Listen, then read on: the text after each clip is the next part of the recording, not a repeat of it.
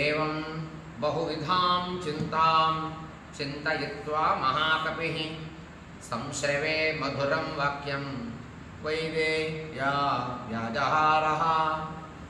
హనుమంతుడు శింసుపా వృక్షం పైన కూర్చొని సీతాదేవికి ఊరట కలిగించేటటువంటి మాటలు చెప్పడం ప్రారంభించాడు. రాజా దశరథో నామ రథకుంజరవాజివాన్ పుణ్యశీలో మహాకీర్తిర్విక్ష్వాకూణాం మహాయశాః. హనుమంతుడు ఇప్పటి వరకు మాటల్లో మనసులో అనుకున్నాడు తాను. ఇప్పుడు నోరిప్పి సీతాదేవికి వినపడే విధంగా, రాక్షసులకు వినపడకుండా సీతాదేవికే వినపడేటటువంటివి, సీతాదేవికి ఇష్టమైనటువంటివి, శ్రీరాముడి గురించి, శ్రీరాముని వంశం గురించినటువంటి మాటలు మాట్లాడటం ప్రారంభించాడు. రాజా దశరథో నామ రథకుంజరవాజిమాన్. దశరథుడు అనేటటువంటి మహానుభావుడు ఉన్నాడమ్మా. ఆయనకి ఎన్నో రథాలు, గజాలు, అశ్వాలు ఎన్నో ఉన్నాయి. ఆయనకి అనేక సంపద ఉంది. ఆయనకి పుణ్యశీలో మహాకీర్తిర్ ఇక్ష్వాకూణాం మహాయశాః. ఇక్ష్వాకు వంశంలో గొప్ప పుణ్యం కలిగినటువంటి వాడు దశరథ మహారాజు. గొప్ప యశస్సుతో ఉన్నాడు దశరథ మహారాజు. రాజర్షీణాం గుణశ్రేష్ఠస్తపసా చర్షిభిః సమః. రాజర్షులలో శ్రేష్ఠుడు, రాజర్షి లాంటి వాడు. అటువంటి చక్రవర్తులలో గొప్ప చక్రవర్తి అటువంటి దశరథ మహారాజు ఉన్నాడు. ఆయన బలములలో దేవేంద్రుడితో సమానమైనటువంటి వాడు దశరథ మహారాజు.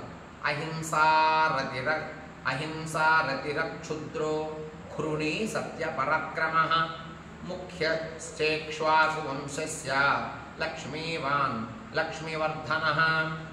అహింస అంటే ఎటువంటి హింస చేయనటువంటి వాడు, గొప్ప బుద్ధి కలిగినటువంటి వాడు, నీచ స్వభావం లేనటువంటి వాడు ఆయన. అటువంటి దశరథ మహారాజు ఉన్నాడే, దయాశీలుడు ఆయన, సత్యమైన పరాక్రమం కలిగిన వాడు, మంచి బుద్ధి కలిగినటువంటి వాడు, ఇక్ష్వాకు వంశంలో చాలా ప్రధానమైనటువంటి వ్యక్తి ఆయన. లక్ష్మీవాన్ ఐశ్వర్యం ఎంతో ఉన్నవాడు, లక్ష్మీవర్ధనః. సంపద ఉంటే సరిపోలేదు, సంపదను బాగా పెంచుతూ ఉంటాడట ప్రతిరోజు కూడా తన రాజ్య ఆధిపత్యంలో. అటువంటి వాడమ్మా దశరథ మహారాజు. పార్థివ వ్యంజనైర్యుక్తః పృథుశ్రీః పార్థివర్షభః పృథివ్యాం చతురంతాయాం విశ్రుతః సుఖదః సుఖీ. ఆయనకి దశరథ మహారాజుకి ఉత్తమ రాజలక్షణాలు కలిగినటువంటి గొప్ప ఐశ్వర్యం ఉంది. అటువంటి ఆయన రాజులలో శ్రేష్ఠుడైనటువంటి 4 సముద్రములకు వ్యాపించినటువంటి సంపద, భూమి అంతా కూడా అయింది. అటువంటి సంపద కలిగినటువంటి వాడు దశరథ మహారాజు. ఆయన సుఖపడతాడు, ఆయనతో ఉన్నవాళ్ళని సుఖపెడతాడు, ప్రజలను కూడా సంతోషంగా చూసుకునేటటువంటి గుణం కలిగిన వాడమ్మా, గుణం కలిగిన వాడు అని ఇలా చెప్పటం ప్రారంభించాడు హనుమంతుడు. సర్వదా రామో నామ విశేషజ్ఞః శ్రేష్ఠః సర్వధనుష్మతాం తస్య పుత్రః ప్రియో జ్యేష్ఠస్తారాధిపనిభాననః. రామో నామ విశేషజ్ఞః శ్రేష్ఠః సర్వధనుష్మతాం. అంత సంపద ఉంది కదా దశరథ మహారాజుకి. ఆయన బ్రతుకుతూ ఎదుటివారిని కూడా బ్రతికించేటటువంటి గుణం కలిగిన వాడు దశరథ మహారాజు. అటువంటి దశరథ మహారాజుకి 4 సంతానం ఉన్నారు. వారిలో ప్రియమైనటువంటి శ్రీరాముడు ఉన్నాడు, జ్యేష్ఠుడు, ఆయన పెద్దవాడు శ్రీరాముడు. అతడు చంద్రుడు వంటి మంచి ముఖము, కళలు కలిగినటువంటి గుణం కలిగినటువంటి వాడు శ్రీరాముడు, పెద్దవాడు, దశరథ మహారాజు కుమారుడు. మానవులలో అలాగే ఇతర వస్తువులలో అన్నింటిలో విశేషముగా గుర్తించే సమర్థుడు అటువంటి వ్యక్తి. ధనుర్ధరులందరిలో శ్రేష్ఠుడు, అంటే బాణం ధరించి యుద్ధం చేయగలిగినటువంటి అందరిలో కూడా శ్రీరాముడు శ్రేష్ఠుడు. అటువంటి సంతానం దశరథ మహారాజుకి 4లో ఒకరైనటువంటి వాడు, పెద్దవాడైనటువంటి శ్రీరాముడు ఉన్నాడు. తస్య పుత్రః ప్రియో జ్యేష్ఠస్తారాధిపనిభాననః రామో నామ విశేషజ్ఞః. రాముడు అనేటటువంటి పేరు చేత విశేషంగా ఆయన పిలుస్తూ ఉంటారు. శ్రేష్ఠుడు అని చెప్పటం హనుమంతుడు చెబుతూ ఉన్నాడు. రక్షిత స్వస్య వృత్తస్య స్వజనస్య చ రక్షిత రక్షిత జీవలోకస్య ధర్మస్య ధర్మస్య చ పరంతపః. శత్రువులను పీడిస్తూ ఉంటాట. ఎవరికి శత్రువుడు? శ్రీరాముడికి, శ్రీరాముని బంధువులందరినీ.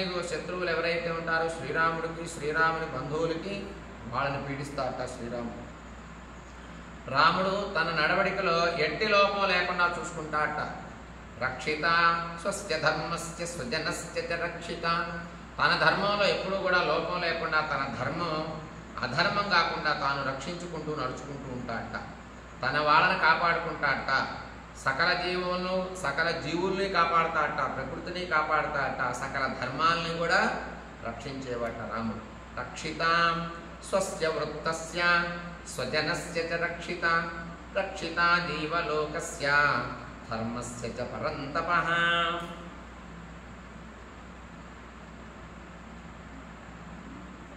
రక్షిత స్వస్య వృత్తస్య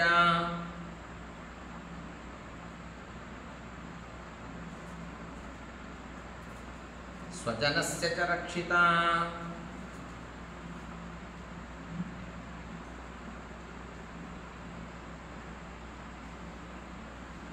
రక్షిత జీవలోకస్య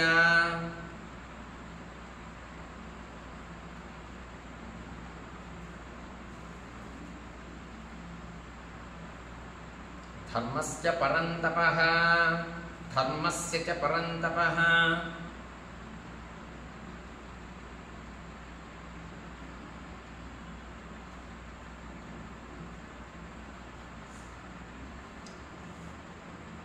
శత్రువులు ఎవరైనా వస్తే వాడిని నిర్జీవించగలడట శ్రీరాముడు.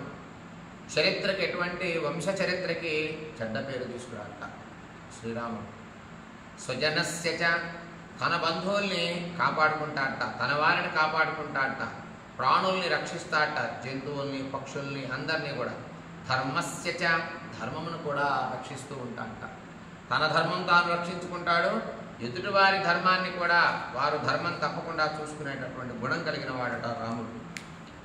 తస్య సత్యాభిసంధస్య వృద్ధస్య వచనాత్ పితుః సభార్యః సహ చ భ్రాత్రా వీరః ప్రవ్రాజితో వనం. తస్య సత్యాభిసంధస్య,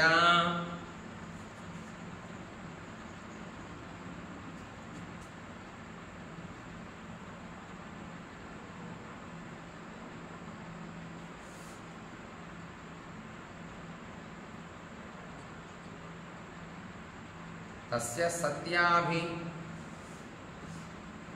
సత్యాభిసంధస్య వృద్ధస్య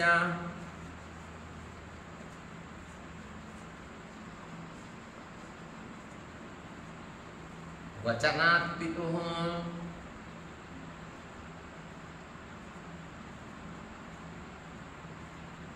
సభార్యః సహ చ భ్రాత్రా. సభార్యః సహ చ భ్రాత్రా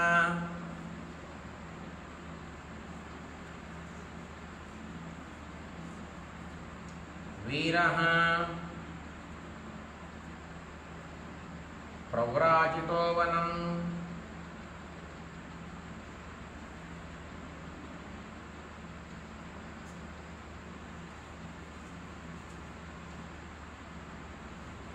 సత్యమైన సంకల్పం కలిగిన వాడు శ్రీరాముడు. తన తండ్రి వృద్ధుడు అయిన దశరథ మహారాజు ఆజ్ఞాపించటం వలన శ్రీరాముడు భార్యతో, సోదరుడు అయినటువంటి లక్ష్మణుడితో కలిసి అడవులకు వచ్చినాడు అని హనుమంతుడు చెప్తున్నాడు. సత్యమైన సంకల్పం కలిగిన వాడు శ్రీరాముడు. తన తండ్రి మాట ప్రకారం వయస్సులో పెద్దవాడు, వృద్ధుడైనటువంటి దశరథ మహారాజు ఆజ్ఞ వలన శ్రీరాముడు తన భార్య అయినటువంటి సీతాదేవిని తీసుకొని సభార్యః సహ చ భ్రాత్రా, భార్యను తీసుకొచ్చాడు. అలాగే తన తమ్ముడిని తీసుకొని ప్రవ్రాజితో వనం, ఆయన వనాలకు వచ్చి వనాలలో కొంతకాలం ఉన్నాడు. తేన తత్ర మహారణ్యే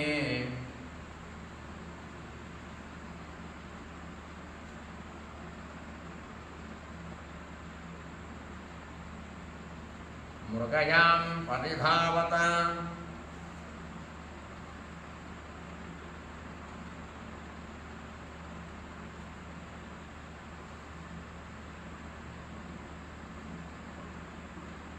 పరిధావత రాక్షసాన్ నిహతా శూరా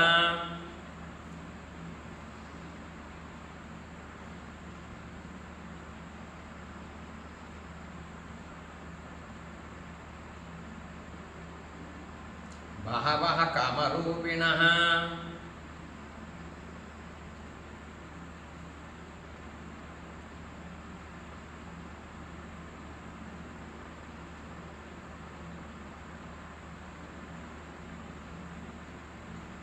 ఆ అరణ్యంలో వేటాడే సందర్భంలో శ్రీరాముడు సూర్యులు వీరులైనటువంటి స్వేచ్ఛారూపధరులు అయినటువంటి చాలామంది రాక్షసులు సంచరిస్తున్నారు. శ్రీరాముడు ఉన్నటువంటి వనంలో ఎంతోమంది రాక్షసులు స్వేచ్ఛారూపులు, అంటే ఏ రూపమైనా ధరించి తిరగగలిగినటువంటి రాక్షస స్త్రీలు ఎంతోమంది అక్కడ సంచరిస్తూ ఉన్నారు. అటువంటి ప్రదేశంలో శ్రీరాముడు తన భార్య అయినటువంటి సీతాదేవిని లక్ష్మణుడిని పెట్టుకొని ఉంటూ ఉన్నాడు. జనస్థానవధం శ్రుత్వా హతౌ చ ఖరదూషణౌ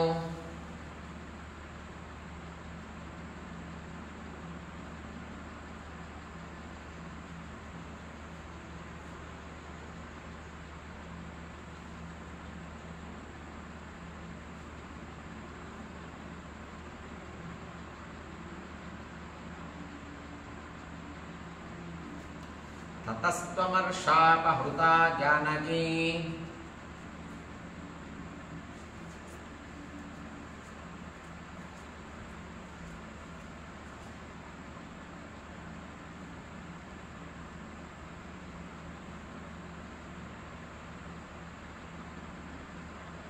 రావణేన తు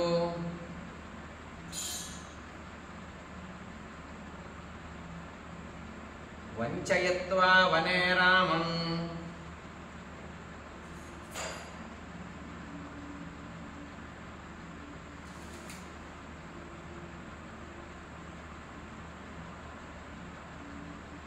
మృగరూపేణ మాయయా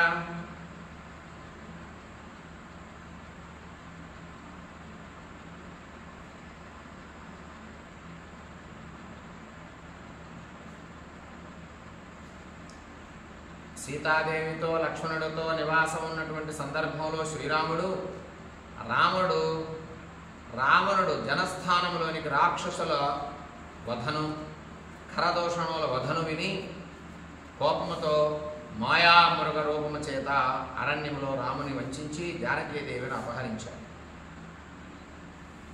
శ్రీరాముడు నివాసం ఉండేటటువంటి ప్రదేశంలో ఖరదూషణాదులు ఎంతోమంది రాక్షస స్త్రీలు వారందరూ శ్రీరాముడిపైకి యుద్ధానికి వస్తే శ్రీరాముడు ఒక్కడే జనస్థానం వధం శ్రుత్వా హతౌ చ ఖరదూషణులు అనేటటువంటి 14,000 మంది రాక్షసుల్ని ఒక్కడే శ్రీరాముడు వధిస్తే చంపేస్తే ఇది విన్నటువంటి రావణాసురుడు జానకీ రావణేనతో తతస్త్వమర్షాపహృతా జానకీ రావణేనతో రావణాసురుడు సీతాదేవిని అపహరించుకుపోయాడు.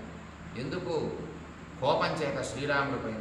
వంచయిత్వా వనే రామం మృగరూపేణ మాయయా మాయామృగం రూపం ధరించి ఒక లేడీ ఆకారం కలిగినటువంటి ఒక మాయామృగాన్ని సృష్టించి దాని మాయలో సీతాదేవిని ఉంచి శ్రీరాముడిని ఆమరపాటుగా ఉంచి సీతాదేవిని అపహరించుకొని పోయాడు రావణాసురుడు అని హనుమంతుడు ఆ చెట్టు మీద నుండి చెబుతూ ఉన్నాడు. మాయయా సమార్గమానస్తాం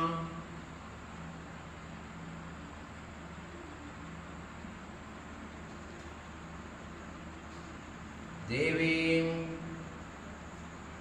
రామః సీతామనిందితాం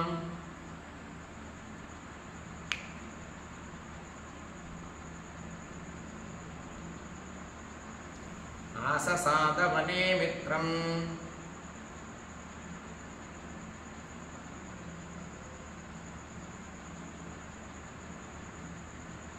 సుగ్రీవం నామ వానరం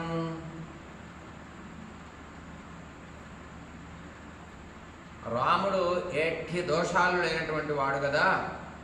ఆ సీతాదేవిని రావణాసురుడు ఎప్పుడైతే మాయ చేత వంచి సీతాదేవిని అపహరించి తీసుకుని పోయాడో, సీతాదేవిని వెతుక్కుంటూ అరణ్యానికి వెళ్ళిపోయాడు శ్రీరాముడు. సుగ్రీవుడనే వానరులతో మైత్రి చేసుకున్నాడు, స్నేహం చేసుకున్నాడు శ్రీరాముడు. రావణాసురుడు ఎప్పుడైతే సీతాదేవిని అపహరించాడో వెంటనే రాముడు అడవులకు వచ్చి అడవుల్లో తిరుగుతూ సీతాదేవిని వెతుక్కుంటూ సుగ్రీవుడితో స్నేహం చేశాడు. అససాద వనే మిత్రం సుగ్రీవం నామ వానరం. సుగ్రీవుడు అనే పేరు కలిగినటువంటి వానరుడి చేత శ్రీరాముడు స్నేహం ఏర్పరచుకున్నాడు. తతః సవాలినం హత్వా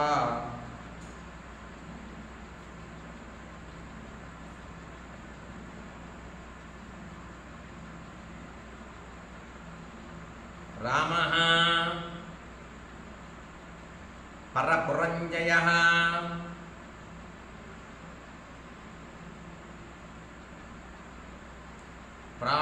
ప్రాయశ్చత్కపిరాజ్యం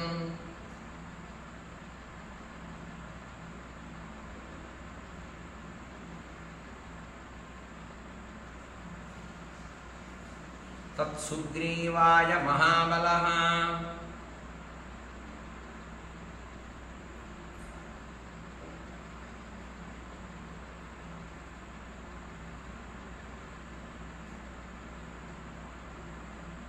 సుగ్రీవుడితో స్నేహం చేసినటువంటి శ్రీరాముడు, శత్రువులను జయించేటటువంటి శ్రీరాముడు మహాబలుడైనటువంటి సుగ్రీవుడు సోదరుడైనటువంటి వారిని చంపేసి ఆ యొక్క వానర రాజ్యం మొత్తం కూడా సుగ్రీవుడికి ఇచ్చి సుగ్రీవుని రాజుగా చేశాడు అని హనుమంతుడు చెట్టు పైన ఉండి చెప్తూ ఉన్నాడు. సుగ్రీవేనాపి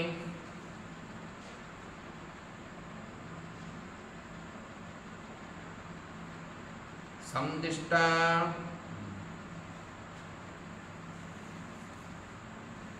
హరయః